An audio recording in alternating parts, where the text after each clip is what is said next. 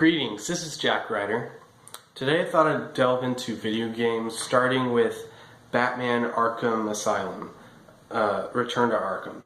I just finished a 100% playthrough of the game, and I thought I'd take what I'd learned from the game and how the DCEU could learn from the Arkham Asylum game. Rocksteady created the game based off the Batman animated series. They even pulled back a lot of the voice actors from the series, and it gave them a good history. And this is a dynamic I really want for the Jared Leto and Ben Affleck relationship.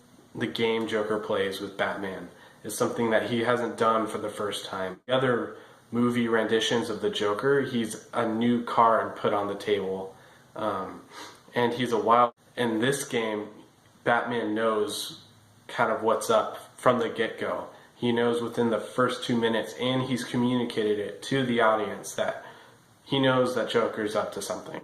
Batman's villains are the best in comic books, and why I like them is because all his villains grab a character trait from Batman and kind of reflect it back at him through a faded mirror. And I'll give an example. Batman is two personalities. Bruce Wayne, Batman. He is very good at keeping them separate. Two-Face, however, he has multiple personalities. He can't distinguish between the two. He can't separate them. This gives Batman sympathy towards him, and Two-Face is my favorite character because of this reason. Two-Face can relate to Batman, and on a different level, Bruce Wayne knew Harvey Dent. They were friends before the whole Two-Face incident actually happened. And then on top of that, like, he knows Two-Face as Batman. If you can't separate the two, then Batman is no different than Two-Face. I'll jump over to Scarecrow now. Scarecrow, he uses fear to disadvantage the innocent. Batman uses fear to disadvantage the crime and all that. So Scarecrow can affect everyone but Batman. It's because Batman knows exactly what he's doing, what Scarecrow's doing, because he's doing the same thing to everyone else. Batman does fear things, but he doesn't fear things like Scarecrow or like other people do, because he can separate his emotions from it. Kind of like, and that's something Scarecrow lacks. Now let's finally do Joker. Joker is very different than the other Batman villains, and it's because with this scenario, Joker flips and Batman reflects back at him instead of the other way around. This gives Joker control over the situation. Just like Batman is convinced that he can save these villains, Joker is convinced that he can taint Batman into being more like him. This is a key thing that the movies definitely have missed. That Joker is obsessed with making Batman into him. And Arkham definitely got this right. I'm going to be touching on spoilers for a really old game, but yeah, spoiler alert. At the end of Arkham Asylum, Joker injects Batman with a chemical to make Batman into a huge raging monster, kind of like Bane or something.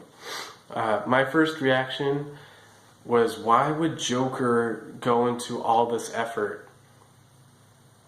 into breaking into the asylum, letting a bunch of inmates out, putting Batman through a ton of mazes, and all for just injecting Batman with a toxin that could turn him into a raging monster. A key thing with this chemical and what he experimented with, by the way, Joker is an expert chemist. He invented the Joker gas to make people laugh till they die. That's something I really want in the movies. But Side note closed. Joker tested this on Poison Ivy. It didn't affect her as in making her a giant monster. It affected her plants to make them more powerful. When Joker infected Batman with this toxin, I'm convinced that it wasn't to make him into a giant raging monster, because I think he thought it wouldn't affect him like other people. It was to unlock this Joker side of him. And overall, throughout the end of the games, it did that. Joker was right. It just took a long time. In the next game, Joker literally injected Batman with his own blood. Literally putting himself in Batman, seeing a little bit of himself in Batman's eyes. And even in Arkham Knight, Batman finally shows that his greatest fear is becoming the Joker. Let me know what you guys think of my theory, and I love this game. Let me know if you'd like to see me play it. So I'll see you all on the other side.